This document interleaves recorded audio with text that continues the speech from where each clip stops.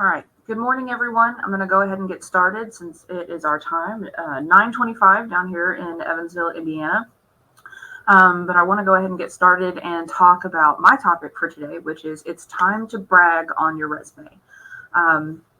This is always an important topic to talk about with students. It's one of the most commonly requested topics when I meet with students here on campus at the University of Southern Indiana. And usually the top questions that they have is, how do I brag about myself on my resume? How do I make myself stand out to employers? So that's the topic that we're going to dive in today. We're going to talk about a few tips and tricks that you can do and how, even as high school students, yes, you can get started doing this now.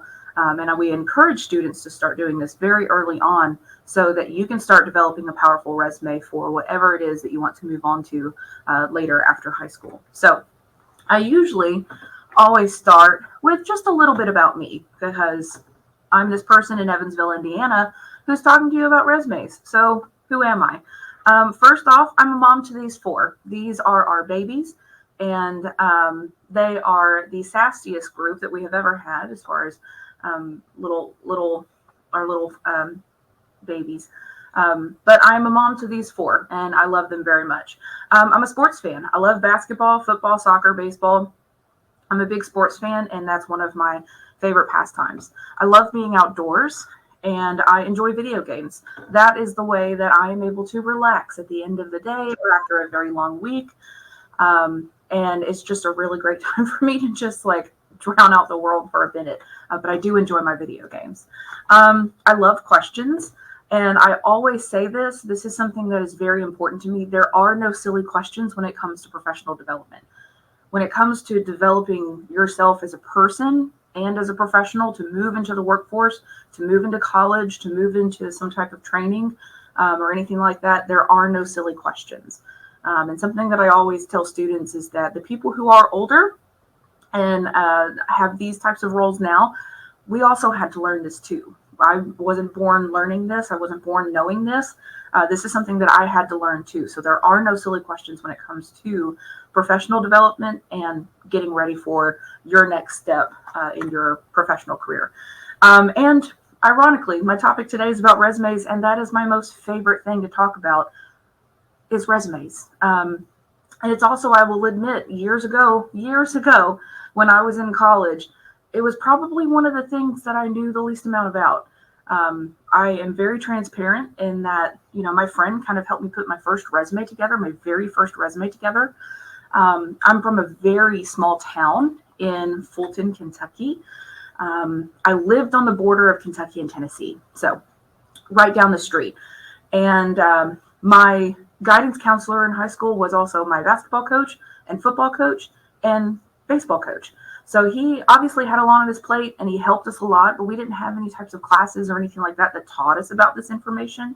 So I went to college not really knowing what this was. So my friend helped me put my first resume together. And over time and throughout my professional career, I've learned a lot more, and I've just fallen in love with the topic of professional development. I've graduated from Riester State University. I received a bachelor's degree in outdoor recreation and leisure services. My friends tell me that I majored in camping. It was a lot more complex than that, but some of our extracurricular activities that we had were camping classes. And then I have a master's degree in human development and leadership. And that class essentially is very big in the process of things. And that's how I view professional development, and that's how I view resume development. I moved into my role as career coordinator here at the University of Southern Indiana in 2018. But overall, I have about 12 years of experience in teaching professional development to young people and to college-age students. So after all of that, just a little bit. What is a career coordinator? My title is career coordinator. What is a career coordinator? Essentially, my role is to do two main functions, and that's to assist students here at the University of Southern Indiana in transitioning from their college life to the career workplace, because it's a transition. It was different when you moved from elementary to middle school and then middle school to high school. And it's the same process here. It's going to be different moving from college to whatever your next step is. So I'm here as a career coordinator to help students make that transition. In our office, we do that by providing a full range of professional development services to students and alumni. So students that can come back and after they graduate, they can still come back to our office. And one of those primary things that I mentioned was about resumes. So let's dive into that topic. So what does this mean when it comes to bragging about your resume? When it comes to whatever it is that you want to move on to next, whether it's or enter into in your professional career, do you want to apply for scholarships? Do you want to move on to employment? Do you want to move on to college and then eventually maybe a graduate school program? A lot of these situations are going to require a strongly developed resume. So what does this mean? In bragging on your resume, you use everything in your background to promote yourself as an excellent, qualified candidate. And that's what you have to do. You have to promote yourself. And there is a difference between being, bragging on yourself in a resume and being conceited on your resume. So there's a line there. But how do you gather this information for your resume? You participate in activities to build your experience. This can be school clubs, part-time jobs, classwork, internships, volunteering in the community, just extracurricular activities. If you can make a professional connection to what it is that you've done and the skills that you have built, you can use that on your resume. And then that is one thing I have on here, that you want to identify and build skills. And I think I saw one of the earlier sessions was about those skills. So those are both technical and transferable. The technical skills, that's what you're going to learn in your classes. That's what you're going to learn in your degree programs if you move on to college, things like that. You're going to learn how to be a software engineer in your CIS and CS classes. Those soft skills, those transferable skills, those you can learn anywhere. And we've already been learning them. We just may not have realized it yet. And why is this important? Great first impressions are necessary to separate yourself from other candidates, or from whatever situation that you are in, whether it be, like I said, scholarships, employment, or anything like that. You have to create that separation between yourself and other candidates, because we know when there's an open position for a job or something like that, there's not just one applicant, that is going through that process. There may be 10, 15, 20, 50. We don't know. So it's going to be competitive. And so how do we make ourselves stand out? So essentially, and I have this up here, the job search process, a lot of what our resume development here at USI does is primarily for the purposes of employment. But this situation can really kind of pan out everywhere. So essentially, because I said, I think about things in the terms of a process, right? So the job search process essentially is that you identify qualifying criteria about yourself. What education, skills, and experience do you have if you have found a position that you want to move into for employment, or a scholarship that you want to apply to? So then what's the next step? More than likely, you're going to have a developed resume. So you have to develop that and you have to apply. The next step after that, for many cases, you have to do interviews. Most employers, they'll do 2 interviews. They'll do reference checks. So those are the professional contacts that you have that can speak highly about your skills and abilities and why you would be a good candidate. And then the next step after that would be any additional screening that they do. So that may be a background check, a drug screen, a transcript, or something like that, where they request your academic records. So there is that process. But if you can see, after that number 1 there, when we have found something that we want to apply to, the first thing that everything else kind of hinges on is that resume. So it's very important to make that amazing first impression, to where if you do apply for a scholarship or a grad program or a job or something like that, you stay in their mind and they say, I really want to talk to that person. That sounds interesting. I really want to talk to them. So I mentioned skills earlier. There was a session on skills earlier. An organization that we are a part of is the National Association of Colleges and Employers. And every year they do a survey, every year. And they reach out to employers, recruiters, managers, and they ask them, what are you looking for in new hires? What are you looking for in college graduates that are entering the workforce? What type of things are you needing? And these are the same skills that have appeared in the last 5 surveys. Teamwork, problem solving, analytical, quantitative, communication skills, initiative, leadership, technical skills, flexibility, adaptability, and a strong work ethic. That's what employers are looking for. And you obviously, like if you move on to college and things like that, that degree will help you and that degree will open doors. However, with the way that the job market has changed over the years and continues to change, employers are still looking for more. They're not just looking for a degree, because I tell my seniors, I teach a senior professional development class here at USI, and I tell my seniors, there are other people in this room that will be graduating with your major, with your same degree. So what's the next thing? What's the next thing as far as your experience and your background that you have that can help separate yourself and set you apart? So how does this all come into play in creating a resume? Well, when it comes to me and talking about resumes, first we need to establish what that is. So what is a resume? And essentially it's a document that is created to best represent a person's skills, experience, your background, your accomplishments, and it's used in the application process. That can be, like I've mentioned, employment, school programs, scholarship applications, grad programs, etc. Usually they'll be looking for some type of summary of you and your background and your skills and your education.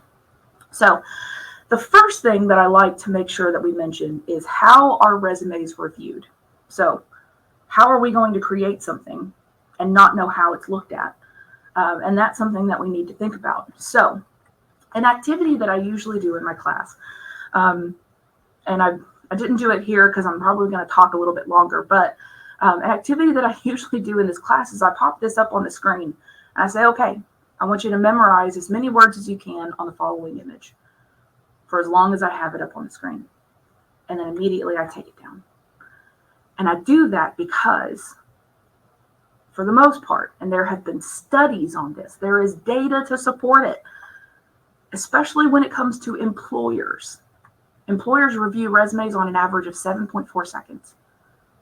That's not a lot of time. So when I hold that resume on that screen for 7 seconds, and then I take it off, a lot of times my students are like, oh, I didn't start reading it yet. Wait, put it back. I'm like, no, because employers can review resumes very quickly.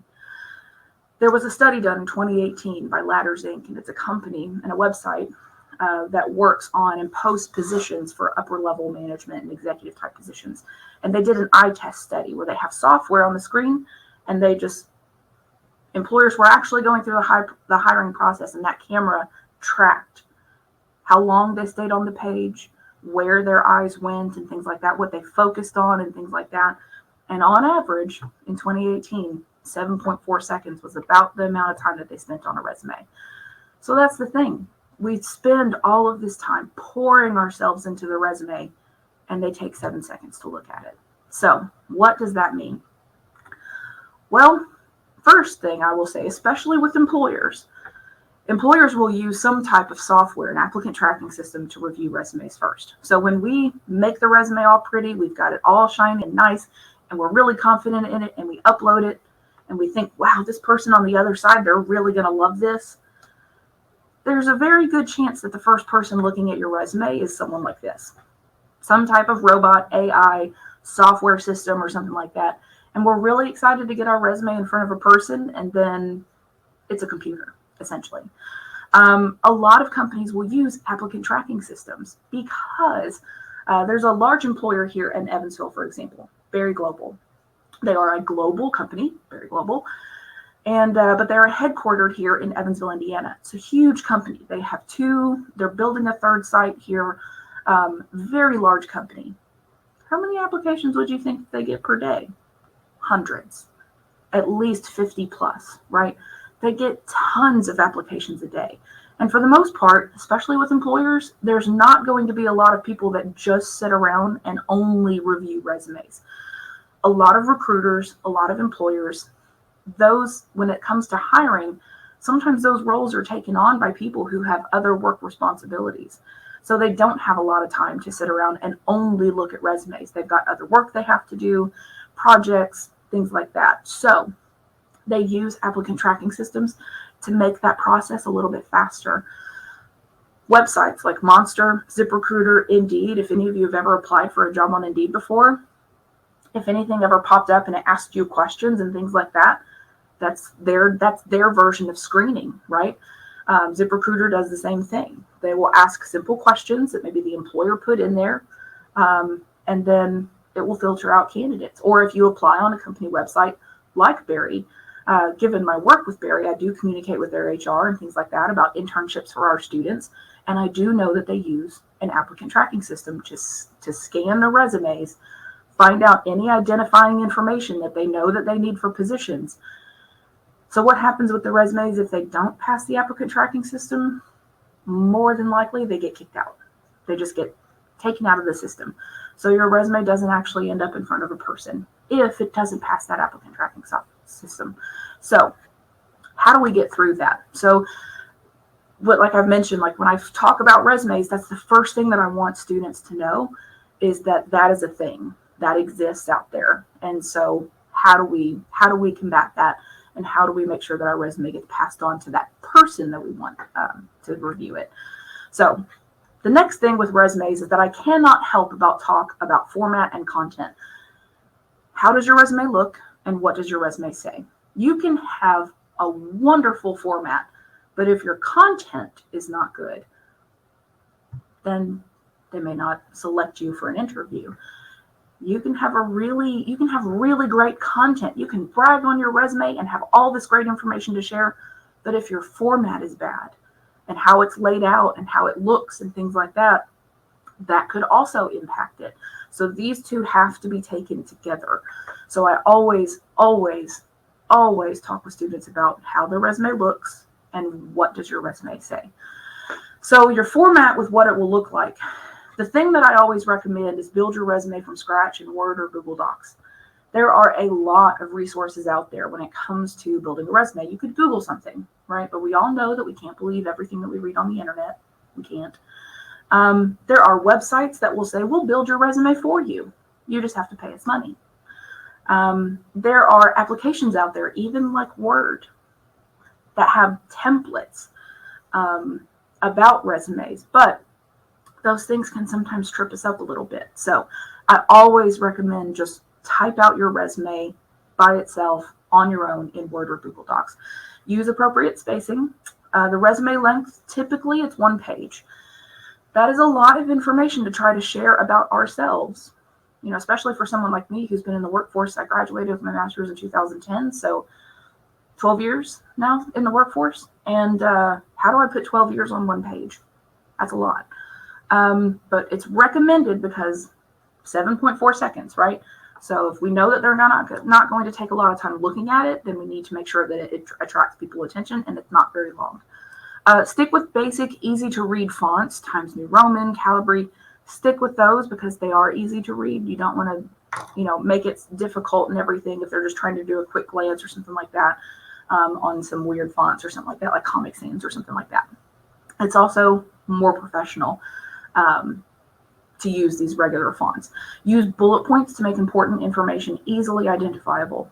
Make sure that you use bullet points and use headings. So common headings on a resume are your contact information, your education, your skills, your employment history, and any extracurricular activities that you have. Some things to avoid and common mistakes on format. Dense blocks of text. Like my other resume, it was very full, and it was very hard to get through, right? There were dense blocks of text. So we want to try to avoid that as best as possible. But we also want to make sure that we're sharing enough information, right? So it's a balancing act. If it's absent of clearly defined sections, again, to make it easier, like there's the education heading, I know this is where their education information will be. Using a template, I will talk about templates here in a second, and adding pictures. Going back to Barry, they did a panel presentation here at USI for students, and they told us a lot of people now like to put their pictures on resumes. I see that a lot. And the reason a student asked them about, what about pictures on a resume? And the head of their HR said, Barry is a government contracted employer. So they contract with the government on projects.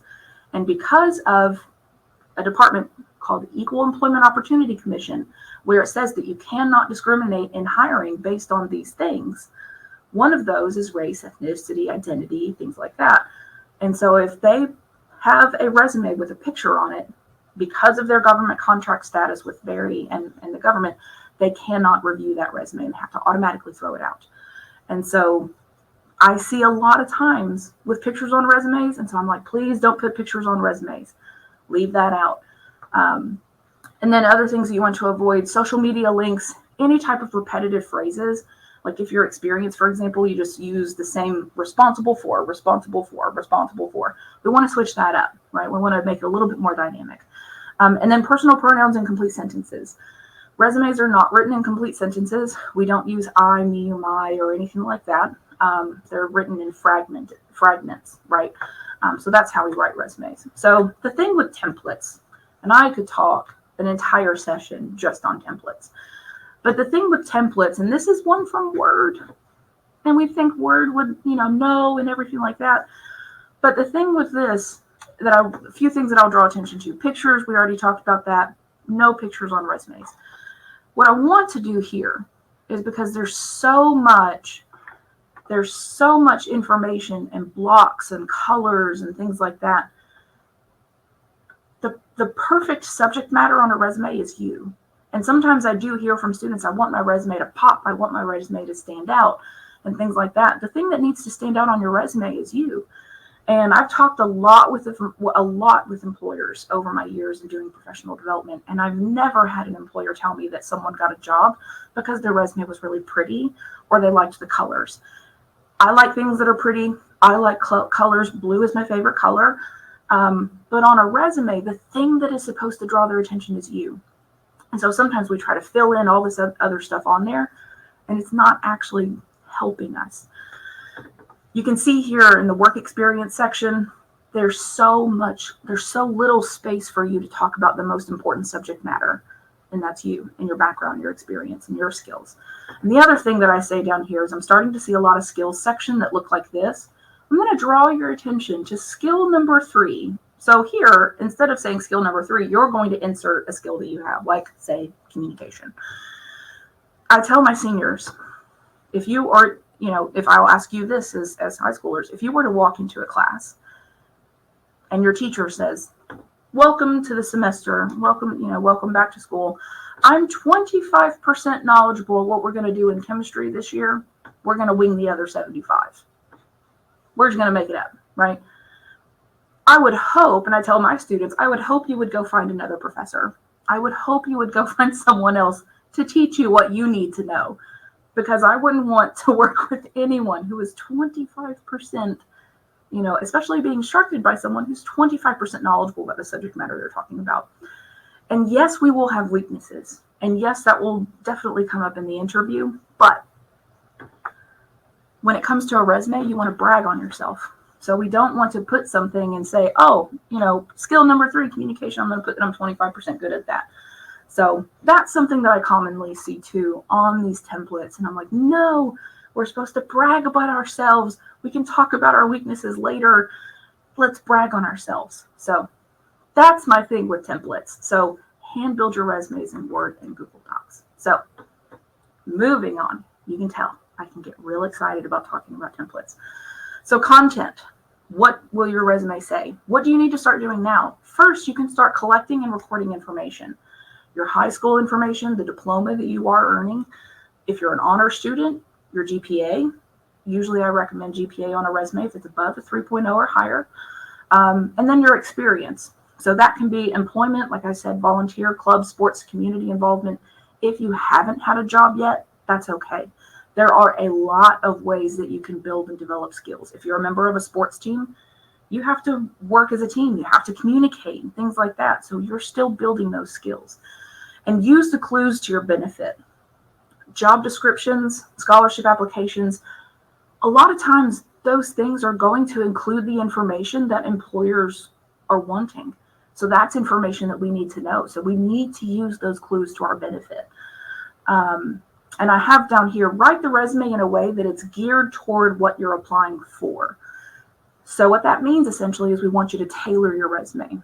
If you're applying for a job and they're looking for skills 1, 2, and 3, and you're bragging about and talking about skills 78, 79, and 80, they're like, that's great, but it may not be a match to what we're looking for. So we always encourage students to tailor your resumes. And you can have 5 jobs that you want to apply for, or 4 scholarships that you want to apply for, and you can have 4 different resumes or 5 different resumes. tailor that resume to that information. And this is just a sample job description for a software engineer for a group here down in Newburgh, which is Matrix Design Group. And you can see down here, I highlighted them. Organize, schedule, and coordinate. Strong communication, computer documentation, presentation, interpersonal skills, ability to work independently or part of a team, manage multiple projects simultaneously. That's multitasking. So all of those skills that we learn early on, we start developing early on, employers are still looking for these things whenever you move into the workforce. So how do we brag on ourselves? Wrapping it up, coming to the final part of this, we have a recipe that we encourage students to use essentially in developing strong bullet points for your content on your resume that amplifies what it is that you have to offer. So we call it the STAR method. Situation, task, action, result, the STAR method. It's easy to remember. So when you're thinking about experiences that you have and things like that, you have a situation. Okay, I had a job at McDonald's, for example. I see a comment in here about McDonald's. I had a job at McDonald's. What was the situation that I was responsible for? What was the situation that I had to do? The task that I had to do? What was the action that I took? And what was the result?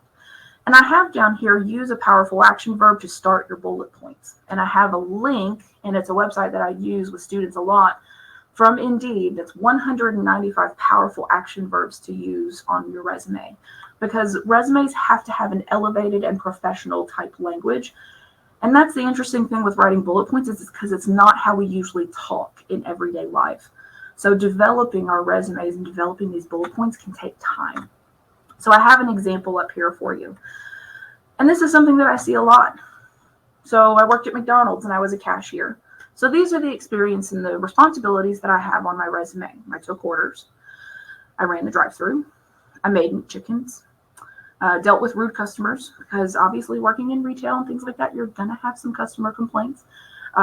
Fast food, service industry, things like that, you're going to work with the public and deliver customer service. And sometimes not all customers are going to be happy, right?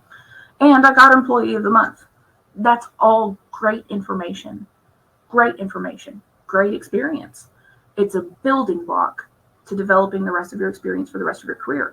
But how do we elevate that? How do we change it and brag on ourselves a little bit more to give ourselves a little bit more credit? We use our recipe, the action verb, the situation, the task, the action that we took, and the result. So I've changed these bullet points to amplify my experience. So instead of just taking orders, I greeted customers, handled payments via POS system, fulfilling over 100 orders per shift. If you can quantify information, if you could ever provide any data, percentages, or something like that, use that to your advantage.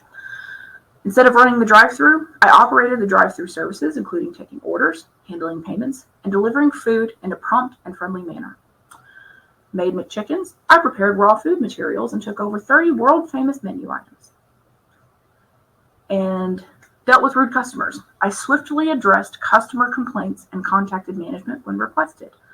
And instead of saying got an Employee of the Month, which again, that's an awesome thing, I was awarded, instead of got, right? I'm using that powerful action verb. I was awarded Employee of the Month for demonstrating outstanding communication and leadership skills. This is that next level type of elevation that eventually when we move into the workforce, employers are looking for. And if you think about it, these are the skills, these include the skills and things like that that employers are looking for. And again, as I mentioned before, you want to use the clues to your advantage. If they say they're looking for somebody who can handle customers, work with customers and things like that, customer complaints, customer service, elevate that language and use those powerful action verbs to drive the point home that you have a great experience. All right, last thing, brag on yourself. Brag on yourself. And I have this on here as far as like my wrap up and things that I say. Participate in activities now. Do the things now and use your employment experience and your extracurricular experience to build your skills, because employers are looking for those. Believe in the experience you have. I hear that a lot from students that I work with. Well, I just worked at McDonald's. I just worked at Schnucks, a local grocery store here. I just did this. I just did that. Believe in the experience you have. None of us are born with 10 years of work experience. We all have to start in that basic job. My first job was at a mom and pop grocery store when I was at home, and I was responsible for stocking milk and carrying out groceries. And customers were mad if I smashed their bread. So I made sure not to smash any bread, right? But we all have to start with those basic experiences, and then we just work our way up to just developing and building more skills. Know that building your resume is a continuous lifelong process. This will continue on, right? I still have a resume that changes. And ask questions, seek guidance, and practice. Please do that. If you do not know, make sure that you ask. That's why I say at the very beginning, there's no silly questions when it comes to professional development. If you don't know, then ask. And I am that type of person where sometimes I don't want to ask a question, or I feel like I'm bothering someone, so I won't do it. And then what's the situation that I end up being in? Whatever's due, whatever I need to turn in or something like that, it comes due, and I still have a question, or I'm not confident in what I'm doing, right? So make sure that you ask those questions, seek out that guidance, and practice writing your resumes, practice writing your bullet points and things like that. Talk to people who are knowledgeable on these subjects, so that you can get good guidance going forward with whatever it is that you want to do, so that you can develop a very strong resume that amplifies your experience, that brags on yourself, because there's nothing wrong with that. There's nothing wrong with being proud of your experience. There's nothing wrong with that. And employers want to know eventually, how are you the best fit for the position? How are you the one that we should hire over the other 20 people that applied, right? So believe in your experience, practice, and ask those questions. So thank you for your time today. I appreciate it very much. Again, my name is Jennifer. I'm a career coordinator at the University of Southern Indiana down here in Evansville. And yeah, I definitely appreciate your time. I think I've only got a few minutes left, so if there are questions and everything, please feel free to ask. But if not, please enjoy the rest of your day, and make sure that you take all this in, because I'm sure all of this is very valuable information. So thank you. Jennifer, we had 2 questions from Cole. Oh, yeah, sure. Yeah, if you want to look on the Q&A tab. The first was, do you have any tips for being recognized or applying for scholarships? Okay, for scholarships, I will go back to what I said earlier. Please make sure that you check out that scholarship application. They will say in there kind of like what the scholarship is about and things like that. And usually what I also recommend is that whoever the scholarship is with, if it's with the university, and things like that, do your research on the university. A lot of those places, this also counts for employers too, they will have an About Us section. They will have a mission statement. They'll have a values section where they state what it is that they have interest in and things like that as a university, and what they want to accomplish and teach students and things like that. Do your research on the university. Look up that mission statement and that values, so that you get an understanding of who it is that you're applying to, right? If it's coming from that university. I don't want to make sure I talk too long. No. And then you see there's one more on some good part-time jobs you can use to build experience for technology career. A technology career. So a lot of the part-time jobs here, like in Evansville and things like that, revolve a lot around like help desk, basic, things like that. Those are jobs that we have here at USI where they work with our IT department, but they're help desk employees. Some high schools may have that. Some other tech places have that. A lot of businesses, of course, since we do use a lot of technology everywhere. Help desk attendants, people who just basically start with just helping resetting password, installing software on a computer, things like that. Those are good places to start where you just need that basic experience to get into, and then you can start developing up from there. And Jennifer, I might add, if it's okay, I think if something, maybe if there's a data entry job as well. Data entry, yes, and absolutely. I think one of the key things too, guys, to remember is that, and I think Jennifer did a great job talking about the McDonald's, no matter what part-time job you have, you will be interacting with technology. So It's going to be important on your resume just to stress that, because that will at least signal to potential employers that you're comfortable working with technology. Yes. and thinking about that path as well. So. Yeah. And some things are not always going to match up, right? Like when I came out here and everything, I'd never worked for a university before. And they wanted someone in the job description, it said that they wanted someone who is familiar with Blackboard and the career launch system, which the software behind that is Simplicity. And they wanted someone familiar with that. And I was like, well, I've never used either. But what I made sure to amplify on my resume is that in my last position, I actually had to use 3 data systems to track the things that I did with my customers as far as the professional development activities, employment training, things like that. So I highlighted that and at least made the connection that, I haven't used these systems before. I'm not going to say that on my resume, but I have had to do these things so I can be trained, right? You can teach me, you train me, I'll be good. So yes, absolutely. Data entry is another one that would absolutely be a great starting place. All right. Thank you, Jennifer, so much for your time. Thank you. We have a 15-minute break until the next session. All right. Thank y'all. Y'all have a good day.